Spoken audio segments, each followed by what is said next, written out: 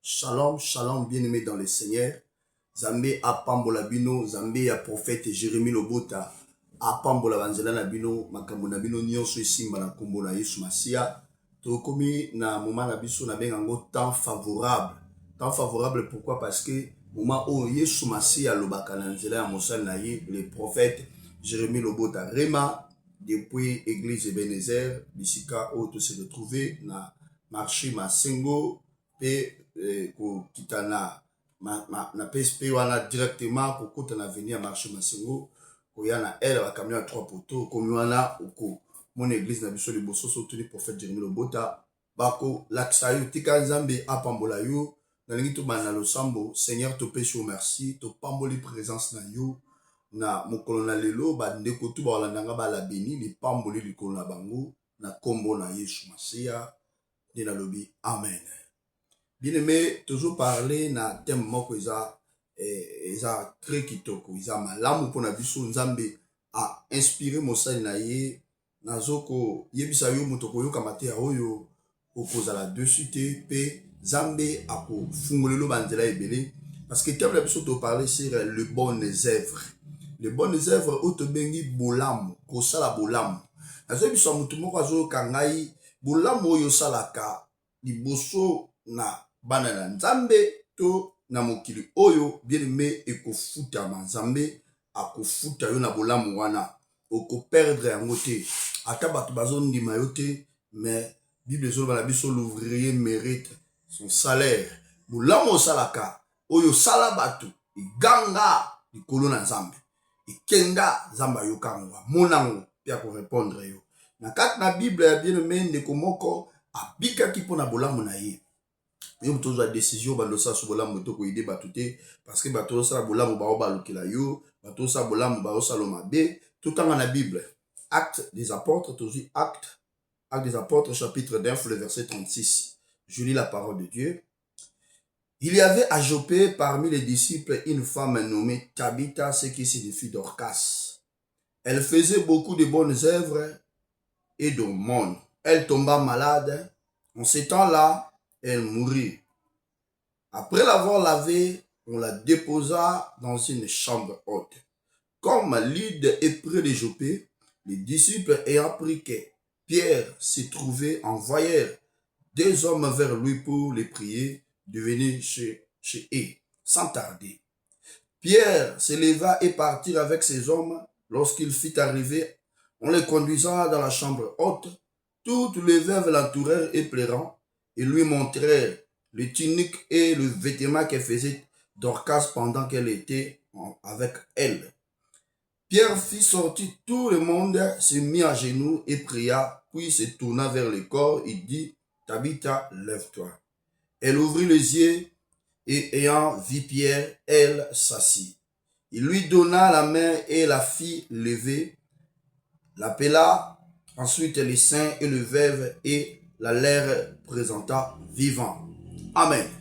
Bien aimé, la lecture na biso Bible zoko, talisa biso comment Tabitha la qui ressuscité des morts.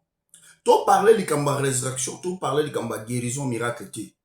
To lobela te le kamba mutala la qui pongi mais bien aimé na on lobelo le kamba résurrection, comment Dieu a fait résister une femme qui était déjà morte pendant plusieurs jours.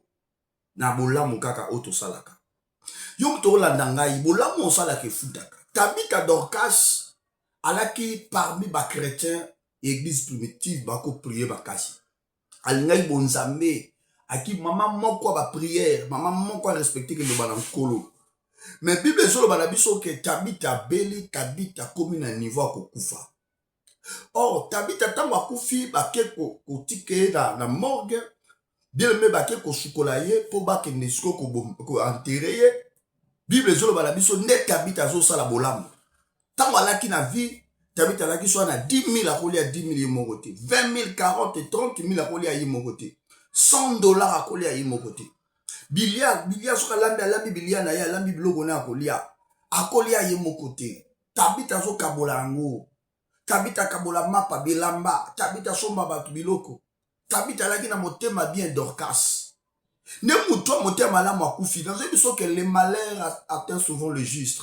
mais l'Éternel en délivre toujours. Ba passe comme la kabiso ba nanzambi, ba passe, ba problème au moment où tu sais la katro mais pourquoi nga lazo souffrir? Nini na mabela sali, lisumu ni na sali, na nyebi sa mutu moko. Ba difficulté za synonyme ya ba péché te. Bien mais ba passe tout le monde a ka masumu te. Il y a des fois c'est le parcours de l'homme. Dans le parcours de l'homme, il y a beaucoup de choses qui arrivent dans le bâton d'émission Mogelekaki. Au cause de l'ozo banganzambe, ozo prier, au boye bandela mabe, au yebe angote, mozo souffrir, au passer l'étape à mabe. Cela ne dit pas que Dieu t'a rejeté, cela ne dit pas qu'à cause du péché, que ozo souffrir. Non! Pendant que ton étoile brille, ils te feront la guerre, mais ils ne te vaincront pas. Tabita kufi, tabita asaki bolamu, bato masumu nde mabe batikali. Ba veuve balobi babi non, maman akufi toko permettre akete. Toko linga maman e façon na vie, ba yoko zo nouvelle que Pierre alaki quelque part na ville wana. Ba ke ko kanga Pierre en otage babi moto akufi, eza partenaire na biso, moto a soutenir na biso, moto a leisa ka biso. Pierre tango ay bango to batombo bilambo tabita sumbaka. Bilambo tabita sumbaka. Et Pierre a joué mon raconte dans la chambre haute. Allah laissé Tabita Nicolas Mbeto a tourné Mbeto dans la prière. A tombé là-bas, oui Seigneur. Moi, je suis confié dans son bail l'amour. Bato ba libanda Seigneur. Bana besoin mon vivant. Bible solo ba que Pierre a lobby na Tabita, Tabita lève-toi. Pierre il parlait avec une femme qui était déjà morte. La femme qui était déjà morte. Tabita lève-toi. Assimé na loboko Tabita telemi. Bible tamo Tabita telemi. Azu abimine libanda zongisi la bato baki na besoin. Mais tala bolamu atabita. Bolamu atabita egangi na zo biso mutozo tala ngai, yo mutozo mona nga, yo mutozo ozo kane na zo te ya yo.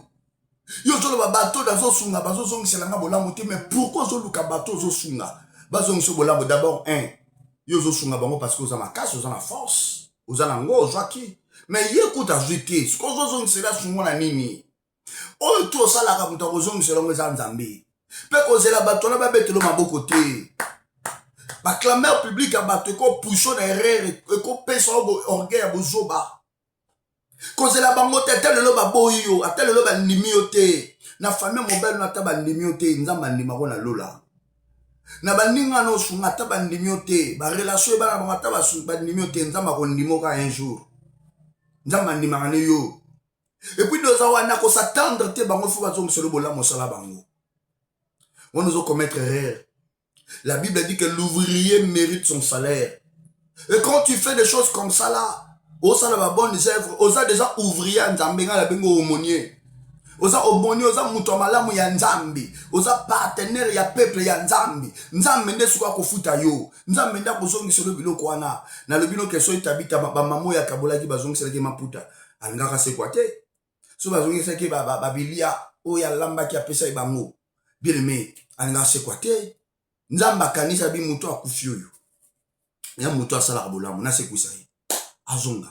Bien aimé, Tabita Dorcas azongi na vie parce que aza Tabita te. Parce que comme on les a Dorcas te, parce que comme on les a Tabita te, parce que aza ki israélienne te, parce que Tabita ayibana ki na ba Pierre te. Si ce que yaki bongo que si c'était comme ça, mais batebele bakufa bazonga. Si cette femme était ressuscitée des morts, c'est à cause de bonnes œuvres. Bible zolo balabiso to sala bolamu au temps convenable nzamba ko futa yo zui décision bina ko sunga le soute sili na baye ba ondi mangai te tala no zo sala munoko na sala bango bolamu ba bwaki sanga bato wa mukili mokili za mabe. Le monde est méchant, mais non, le monde n'est pas méchant. Pour nous autres la bato ka ba sala bolamu aloba na ngamen bolamu ne futa yo dans de Jésus. Te na o que te loba men moko bien nzamba rema pambola yo. Continuez bolamu na yo, continuez bolamu na yo. Tala Melfibosheth ta pambola mana bolamu wa papa na ye. Koko ne Saoul, papa ne Jonathan. Pembe na David, Jonathan bande ko soutenir David. Jonathan bande ko parler David na ba esprit de mort ya papa na ko lukai. Jonathan va qui serviteur ya David, fidèle.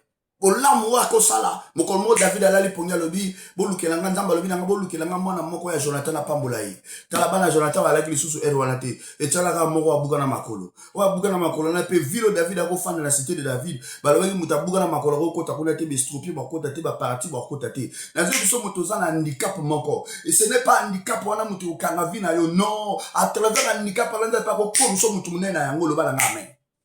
Muto dans la défaut mo kwa nzoto muto tanga mingi te muto oza parti mo ke simbarate wana aveugle oza sourd we wana likamoko bonazo biso ke non ce n'est pas taille qui fait l'homme. Et le beau côté muto sala muto c'est la chose de Dieu. Ta nazo biso ke nzambare mapambolo muto yokana nzambare mapambola yo continue bolam bandimo te continue bolam. Je suis le prophète Jérémie Lobotarima de l'église Ebenezer. L'église Ebenezer na Massengo. Marché Massengo précisément. Na Brazzaville précisément na marché Massengo. Numéro na 06 696 36 10. Yo bouton à pays étranger plus 242 ou 00242. 06 696 36 10 ou deuxième numéro nanga 06 538 01 10. Benganga na prier pour na yo. Na oyebi so ke bola muno ozo saloyo bana no ba sauver lo bana ngamenye. Tala yo sunga bana mama moko boye. Yo idaka mutu moko aki malade. Yo idaka mutu moko babwa kisakai. Yo idaka mutu moko kutana ni ta moko ba situation ya mabe. Bile mena zo ebisa yo nzamba alola abosa na kabola mutu te. Bible dit tout se paye ici-bas. Bible dit on ne se manque pas de Dieu. Ce que un homme aura semé, il moissonnera. Nzamba rema pambola yo. Nzamba Jérémie Serge Lobota pambola yo. Afungola yo shubola mozo sala et continuer ko le kaibele tala moko esila kezo au nom de Jésus élévation et ya au nom de Jésus mutozo luka ko bota bolamu na yo peso ko bota au nom de Jésus Christ na prophétiser que bolamu na yo peso ko bota émission comme na suka parce que caméraman on la sanga air tika nzamba pambola yo sima motema na bonde la pona éternel Dieu na bénir peuple na yo oya yo kingai bola mwasala ezongela ye ata bandimi ote ningo kolisaka bango ningo leisaka bango ningo lataka bango nzamba ndimo au nom de Jésus ba porte fungwa ma bénédiction voyage libala élévation kobota succès au nom de Jésus Christ nzamba pambola yo toi na 31 jours ya prière 31 jours à prière l'église Ebenezer t'aimes te parler sur les combats de la sorcellerie. Le combat contre l'esprit de la sorcellerie. Yakana on prie pour nous. Et Zambarema Amonayo. Merci beaucoup. Zambia papa langa dinili sa monayo. Au nom de Jésus-Christ. Amen. Que Dieu te bénisse.